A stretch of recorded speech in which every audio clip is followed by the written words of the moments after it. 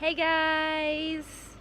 We are out here today at South Mountain State Park in North Carolina, and they are attached on the south end to some game lands, and so that's where we are right now, just kind of driving around, stopping and looking, seeing what we can see, doing some foraging. At the campsite I have several different things drying that we're going to make some teas out of, and I'm just coming here today to get some more. I think I'm going to get some daisies and whatever else we can find really, but right here where we stopped I'm going to get some daisies. And you can see behind me there's a trail this way, and then over here there's another like trail over here where I'm guessing they used to let people drive and they just don't anymore. The game lands are always a lot of fun because they're just really wild and there's not a lot of people out here, and they just are more, I guess, preserved than other places that you might go. Beautiful, beautiful wild carrot flower. And you can tell from the little purple dot there in the middle. Just doing a little harvesting, like I told you before, to put back at the camp with our other flowers that we have drying. We have some mulberry leaves. Well, I guess they're not all flowers. The other herbs that we have drying, we have some mulberry leaves, some wineberry leaves, we have some dandelions and clovers, and now we have wild carrot flower and daisies, and I'm just sun drying all of those over the next few days. And we are going to take a mortar and pestle and kind of grind them all up and turn them into tea. So that's going to be exciting. Mama, we are out here in the game lands, like in them. Yeah. It's hot. We're like in the middle of the sun, but there are no trails that go actually into the woods. So we just walked up on some kind of old farmland, which it really seems like a lot of the game lands are old farmland, I guess. I don't know, they all look like it at least. So yeah, we've found lots of daisies here, so we'll have more than enough, that's for sure.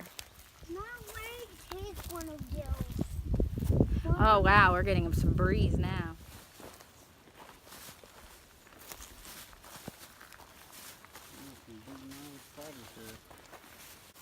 Mommy, look, Curtis in here.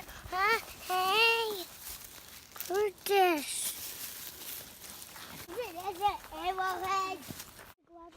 So the cool thing that we read about recently overturned dirt, like farmlands or construction zones even, that's why rivers are so good, because the dirt and the landscape is always changing, is that where we are right now is old, like Native American area and lands. Like Native Americans were known to be around here, and so this overturned dirt will sometimes lift up things that have been buried for a long time, like arrowheads and things like that. So we're just walking out here into this kind of farm area just to see what we can find, see if anything pops up. Not only will you see things like arrowheads, but you can find rocks and gemstones and stuff like that. Just things that have been buried for a really long time that have finally made their way to the surface. Let's see what else we can find.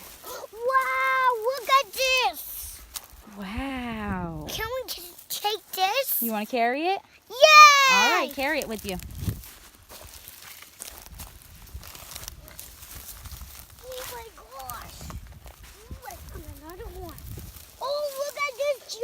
Yeah, that is a giant one.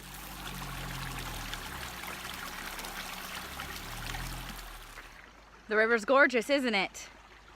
It is also running straight through the road. Like literally straight through the road. And I guess that's the end of the game lands road for us, because our little Honda would never make it through that. So we're turning around, getting back out of the game lands, gonna get some gas, and then maybe go find some caches. So here we are, 11 miles left to the tank in the middle of absolutely nowhere. We don't have service, we can't navigate to any gas station, and I looked on Google Maps and it looks like we're driving towards a freeway, so hopefully we're going to be able to get gas soon. But this is like one of the biggest things that I hate, is having no gas, especially in the middle of nowhere when we have no service. So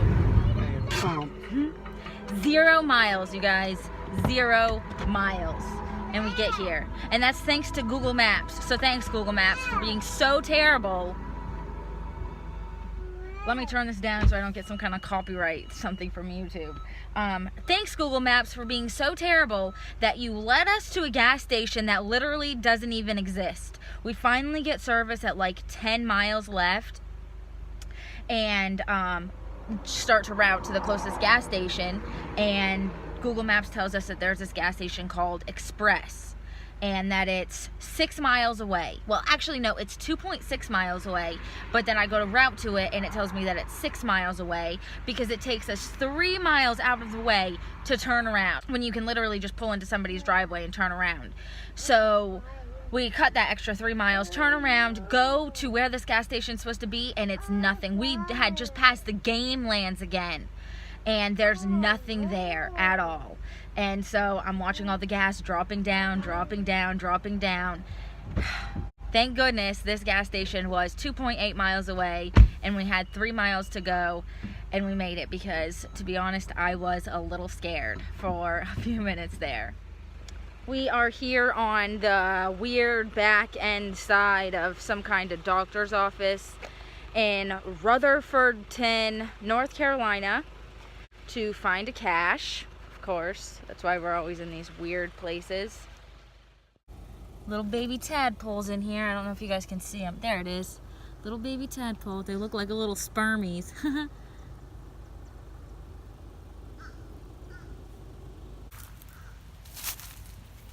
Oh no! This one was opened. Yeah, that's totally what we're looking for. In a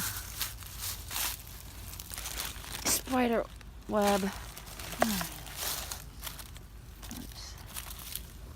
Oh, it looks like the lid is broken.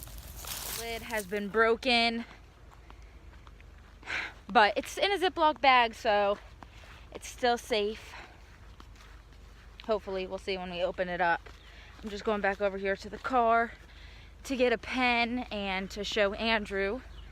He got his pants all wet in the game lands with pee, so he's staying in the car. I'm still just gonna go ahead and put this back where I got it, but the cool thing about the app that we use is you can leave like notes and let them know what's going on.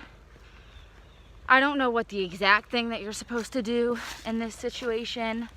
I know some people will come out here and they'll like fix broken ones or something, but I don't know. I don't know really what I'm supposed to do, so I'm just gonna leave it there, and hopefully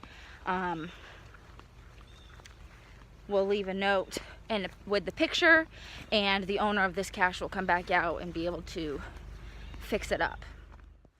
Looking for this next cache. Is it in this tree maybe?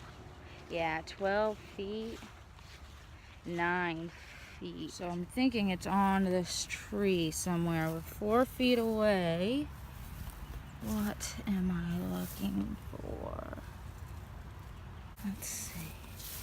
All these mock strawberries. We actually harvested, foraged some of those on a hike yesterday.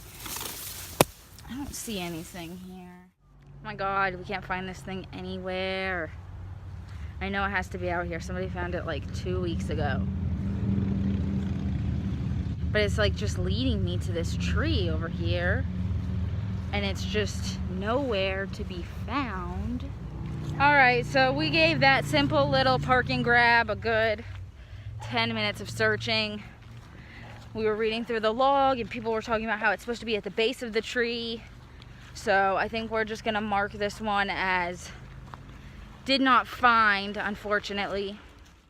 Since we've been out here in the middle of nowhere lately, I've found myself taking pictures of these buildings that nature has sort of just taken over since man has abandoned it. And I even started a hashtag on Instagram featuring these photos, hashtag what nature reclaims.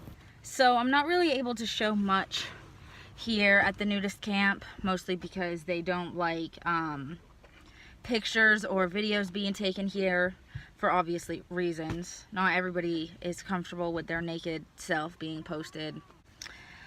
And what I have going on right now is I have all of the herbs and the flowers that we've foraged so far drying on the picnic table, and obviously that doesn't work very well because there's really limited space. So what I'm going to use right now is this mosquito net that we have from last year that we just aren't using right now. I'm going to try to like lay this out sort of so that there's airflow, and then I'm going to put everything on top of there and see how that works. We have a drying rack. It's just about going up to Charlotte and getting it, which we might do sometime this week, but right now obviously we don't have anything, and these need to start drying. They can't just sit in a bag or sit in a basket waiting for me to go get this drying rack. So I'm gonna try to set this mosquito net up and see how it goes. So yeah, the herbs that we foraged and have drying today are daisy, wild carrot, and the honeysuckle. And they each have their own little medicinal benefits, and what we're going to be doing is drying them out as I just showed you guys and giving them a few days to get nice and crispy and brittle, and then I'm going to put them into the mortar and pestle and turn them into teas, and we're going to blend like all of these different herbs together to make nice wild foraged teas. Daisy is really good for... What is daisy good for? Daisy is really good for the immune system. It's good for helping to fight cough and colds and things like that. Honeysuckle is really good for the digestive system. It also tastes delicious. And what else did we get? Wild carrot. And wild carrot is good for the urinary system and the kidneys, isn't it? Yes. Did you have fun foraging today? Yeah. Yeah. So that is pretty much it for today. We got some treasures and we got some busts, and we got a lot of natural wild treasures. This one picked a lot of daisies today, didn't you? Mm-hmm. And now we're gonna go to the pool and wind down for the rest of the night. So that's pretty much it. If you like this video, make sure to give it a thumbs up. Yes. And if you want to see more videos like this, and geocaching, and rock hunting, and rock hounding, and everything in between, all part of living outdoors in the wild, make sure you hit that subscribe button, and we'll see you next time. Bye. Bye.